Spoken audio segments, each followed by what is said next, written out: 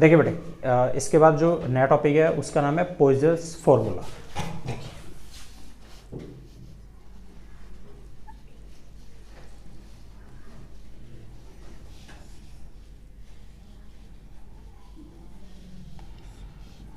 पोइजर्स formula ये क्या बताता है? इसका ये कहना था बेटे कि कोई भी एक हमारे पास हॉरिजॉन्टल पाइप है,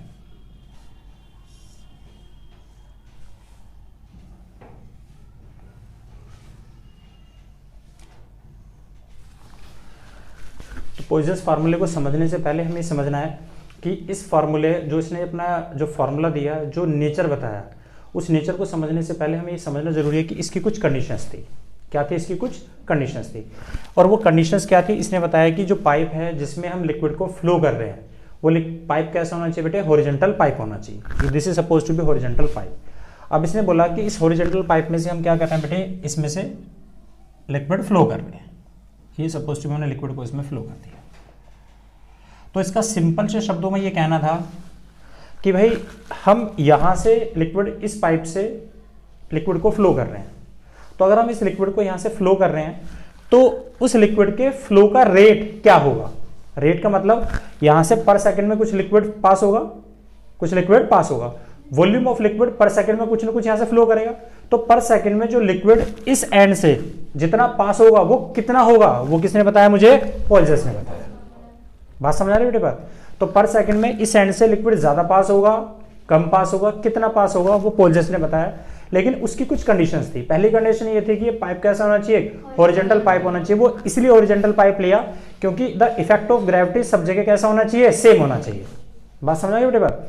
तो पहली कंडीशन ये थी कि the pipe should be horizontal. Number दूसरी कंडीशन ये थी कि अगर मैं इसके अंदर यहाँ पे लिक्विड रख दूं, इसके अंदर मैं कुछ फ्लूइड डाल दूं, तो वो क्या वो फ्लूइड फ्लो कर जाएगा इसके एक एंड से दूसरे एंड तक? आंसर है नो। उसको फ्लूइड को फ्लो करने के लिए क्या कंडीशन चाहिए? तो नेट फोर्स चाहिए। और फोर्स कौन क्रिएट करता है? प्रेशर। तो यहाँ पर अगर मैं प्रेशर P1 अप्लाई कर रहा हूँ, यहाँ पर प्रेशर कितना है? P2 है। तो इन दोनों के बीच में जो प्रेशर P1 अगर बढ़ा है प्रेशर P2 से, तो इसके बीच में एक नेट प्रेशर क्रिएट होगा। वो प्रेशर कितना है? P।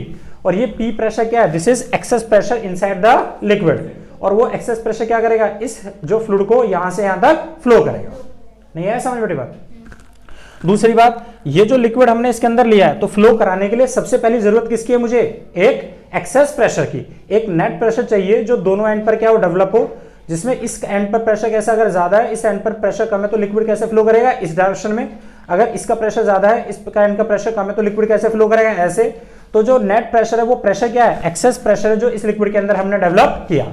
और दूसरी कंडीशन ये थी कि ये जो लिक्विड हमने लिया है, लिक्विड कैसा होना चाहिए? इनकम्प्रेसिबल। कैसा होना चाहिए?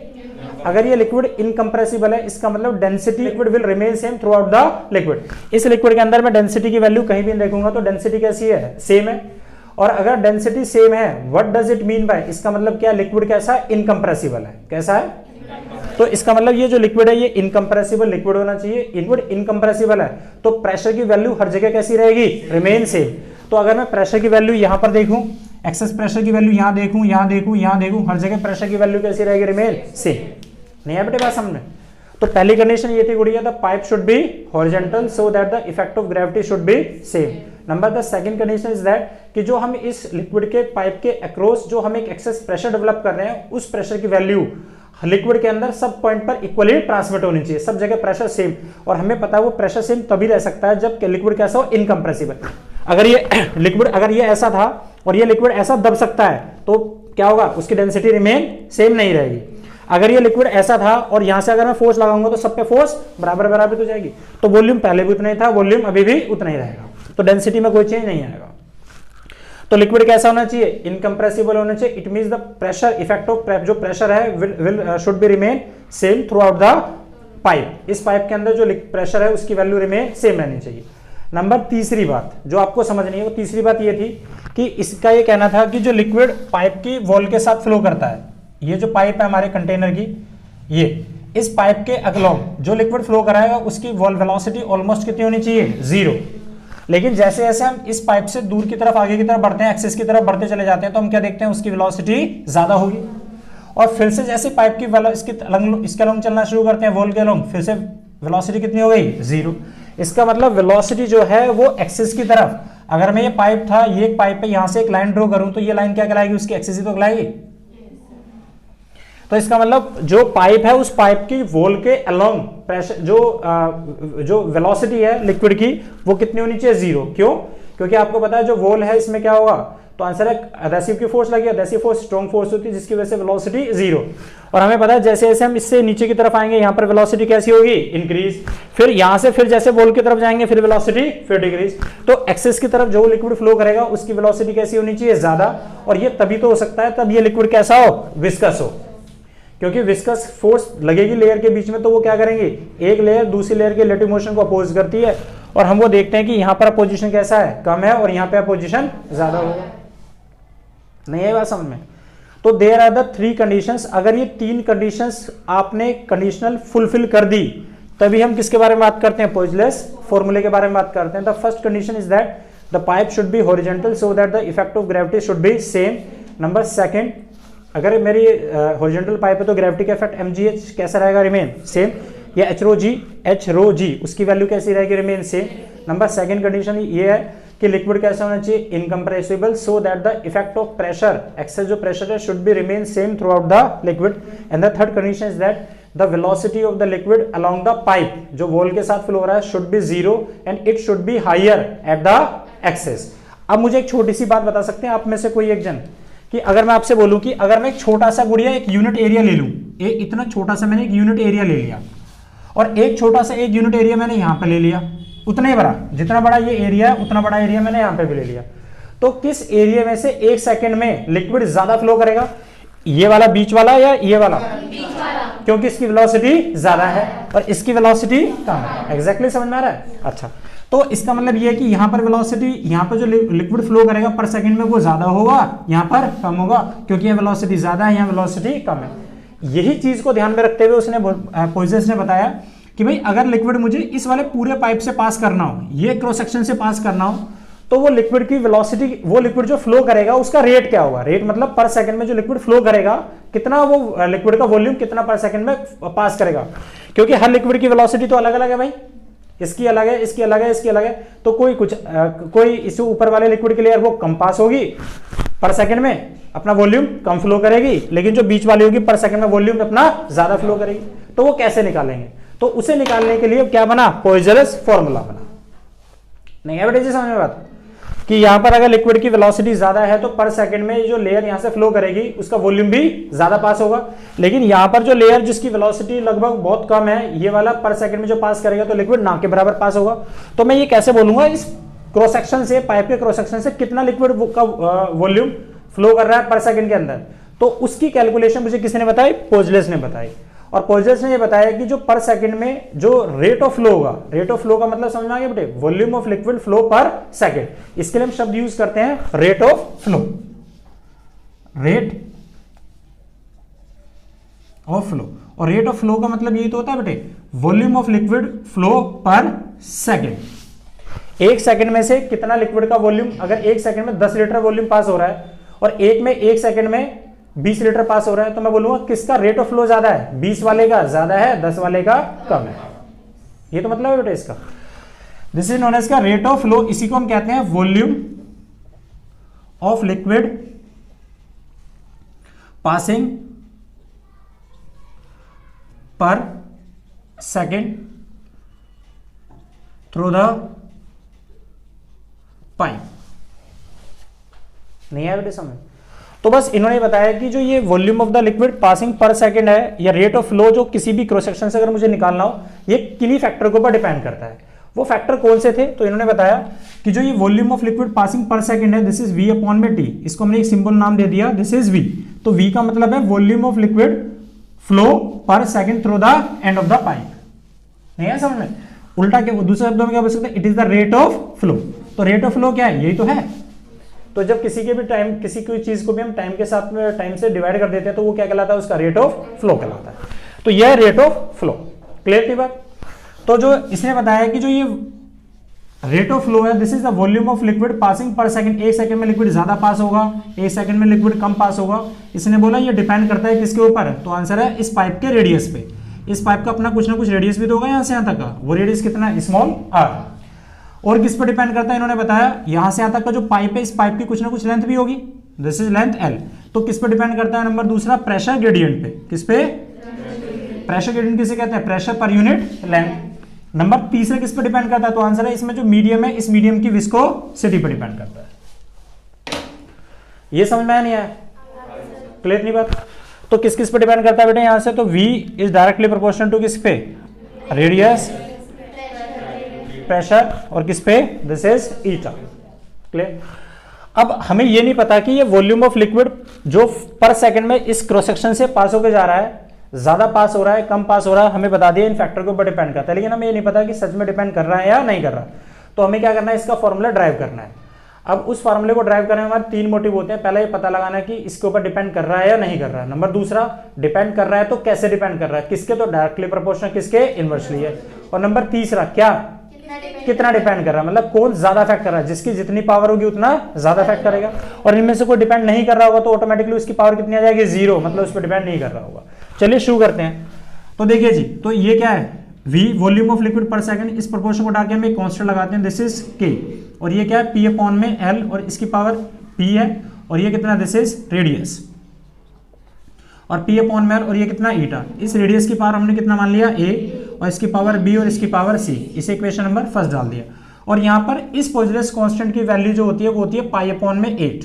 कितनी होती है? वो बाद में रख लेना। तो वॉल्यूम ऑफ लिक्विड पासिंग पर सेकंड, इसकी वैल्यू कितनी होती है? तो हम यहाँ से निकाल सकते हैं भाई। वॉल्यूम की यूनिट होती है कितनी? L की पावर 3, और टाइम की होती है 3, तो कितना हो गया? T। तो L3 T माइनस 1। तो मैं यहाँ पे क्या लिख सकता हूँ? L3 T minus 1। R की पावर क्या है? रेडियस। रेडियस क्या होता है? लेंथ। लेंथ की पावर कितना हो गया? A। ये तो हो गया। और P अपॉन में L की निकालना, तो प्रेशर पर यूनिट लेंथ। तो प्रेशर का फार्मूला होता है फोर्स अपॉन में एरिया, और लेंथ तो लेंथ ही है, और फोर्स की डायमेंशन होती है MLT माइनस 2, और एरिया की कितनी होती है? L स्क्वायर, और लेंथ की कितनी होती है? L। और यहाँ पे लिख दिया L। अब देखना जरा, नहीं है समझ में? तो इस L से L कट गया यहाँ पे, तो इसको ऊपर लेके जाओगे तो M L की पावर माइनस 2 T माइनस 2, ये P अपॉन में L की क्या आ गई? यूनिट आ गई। तो यहाँ पे क्या लिख सकते हैं? इसका हम डायमेंशन, इसकी डायमेंशन आ गई। तो क्या लिखेंगे बेटे? ML माइनस 2 T माइनस 2, और ये किसकी पावर कितनी है? This is B। और ईटा की हम सबको पता है ML माइनस 1 T माइनस 1, इसकी पावर कितनी है? This is C। इसको अगर मैं सोल्व करूं तो L की पावर 3, T की पावर माइनस 1, L की पावर A, इस पावर को अंदर मल्टीप्लाई करो तो M की पावर कितना आ गया? A। M की पावर B कितना आ गया बेटे? B। और L की पावर माइनस 2B, और T की पावर माइनस 2B, इसको अंदर मल्टीप्लाई करो तो M की पावर C, L की पावर माइनस C, T की पावर माइनस C। और इसको सोल्व करेंगे तो M की पावर कितनी आ जाएगा? M की पावर B और M की पावर C, तो M की पावर B प्लस C। यहाँ भी L है, यहाँ पे भी L है, और यहाँ पे भी L है। तो L is equal to A minus 2B और माइनस C। और T की पावर कितना है? T की power minus 2B minus C। नहीं आया समझ में?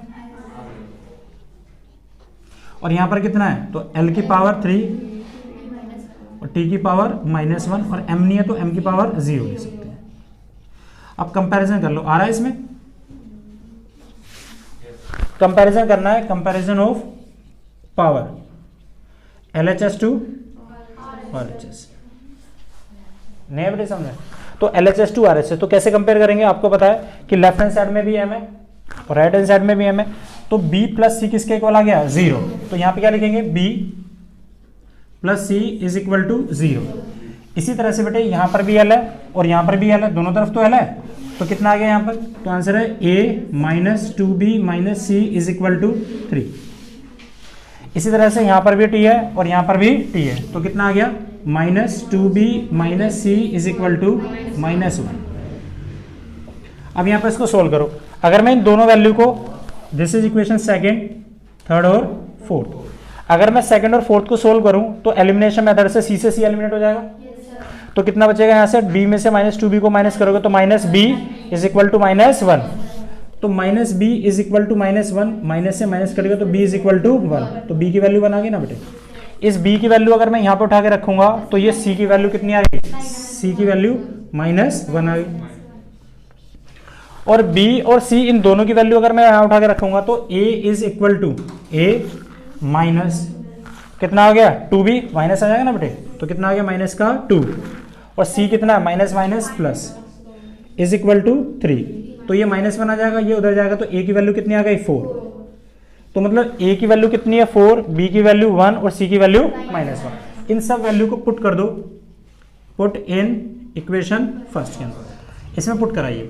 जब इसमें फर्स्ट में पुट कराएंगे तो कितना आ गया, जो volume of liquid per second में फ्लो कर रहा है is equal to pi upon में 8।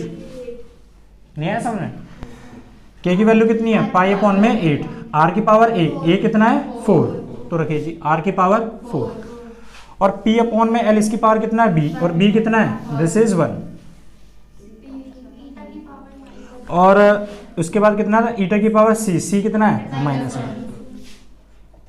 तो ये आ गया v is equal to pi upon में 8 कितना आ गया p अपॉन में l r की पावर 4 अपॉन में ईटा, ये हमें निकालना था।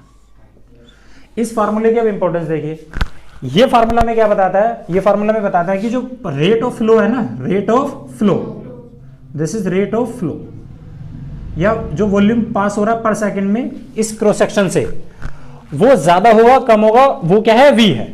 अब देखो ये किस पर डिपेंड कर रहा है, आंसर है प्रेशर। तुम एक बात बताओ कि यहां पर मैं प्रेशर अगर ज्यादा अप्लाई करूं, यहां का तो अपना गिवन प्रेशर है, अगर मैं जितना ज्यादा प्रेशर अप्लाई करूंगा उतना लिक्विड क्या होगा यहाँ पे पर सेकंड में उतना ज्यादा पास होगा। दूसरा किस पे, रेडियस। अगर तू सोच कि अगर मैं इसका रेडियस इतना था, इससे फ्लो कर रहा है और इससे, तो किससे volume of liquid per second में ज्यादा पास होगा, तो ऑब्वियस सी बात है इसका वॉल्यूम, इसका एरिया बड़ा है तो पर सेकंड में लिक्विड इससे ज्यादा पास होगा और इससे कम पास होगा, एक सेकंड में इससे कम होगा और इससे ज्यादा होगा। नहीं है समझ में? नंबर तीसरा, क्योंकि एरिया की बात क्यों कर रहा हूं, क्योंकि रेडियस पर ही तो इसका area of cross section depend है, पाई आर स्क्वायर। नंबर दूसरा किस पर डिपेंड है, एल, क्या है एल। अब इसके बारे में सोचो, या पहले देखो कोएफिशिएंट ऑफ विस्कोसिटी, इसके कैसा है इनवर्सली प्रोपोर्शनल। अगर मैं एक पाइप में से पानी को फ्लो करूं, ये सेम इनका क्रॉस सेक्शन एरिया है दोनों का, इसमें से हम वाटर को फ्लो करते हैं, इसमें से हम हनी को फ्लो करते हैं, तो आप बता सकते हो दोनों में से किसका फ्लो ज्यादा होगा। तो भाई पर सेकंड में ये ज्यादा फ्लो करेगा और ये कम फ्लो करेगा, इसका ना जिसकी कोएफिशिएंट ऑफ विस्कोसिटी ज्यादा होगी उसका रेट ऑफ फ्लो कम होगा, वो पर सेकंड में कम फ्लो करेगा। नंबर दूसरा देखिए कि अगर मैं आपसे बोलूं कि ये एक पाइप है, ये एक पाइप है दिस वन, और एक पाइप ये है, वही सब कुछ एरिया भी सेम है, सब कुछ सेम, लिक्विड भी सब कुछ जो फ्लो कर रहा है, अगर इसमें वाटर फ्लो कर रहा है तो इसमें भी वाटर ही फ्लो कर रहा है, सब कुछ सेम है, बस फर्क क्या हुआ, लेंथ को हमने चेंज कर दिया, इसकी लेंथ छोटी है, इसकी लेंथ बड़ी है। तो आप बता सकते हो दोनों में से पर सेकंड में रेट लिक्विड, जो पर सेकंड में जो लिक्विड पास होगा वो किस में ज्यादा होगा, छोटे वाले में। क्यों, क्योंकि इसलिए क्योंकि इसमें अगर लेयर ज्यादा है तो इनके बीच में लगने वाला फ्रिक्शन भी तो ज्यादा होगा, एक लेयर दूसरी लेयर पे जो कांटेक्ट में आएगी वो ज्यादा दूर तक कांटेक्ट में नहीं आ रही, तो इसका मतलब यहां पर लगने वाली विस्कस फोर्स बढ़ गई इनडायरेक्टली। अरे नहीं समझ में आया, अगर बढ़ाने से इनडायरेक्टली हम क्या करते हैं, विस्कस फोर्स को इनवाइट करते हैं कि बढ़ो, तो विस्कस फोर्स बढ़ गई इनडायरेक्टली, और बढ़ गई तो volume of liquid per second में कम फ्लो करता है। नहीं है बेटे समझ? तो इसका मतलब ये जो volume of liquid per second में फ्लो कर रहा है दिस इज कॉल्ड क्या, रेट ऑफ फ्लो।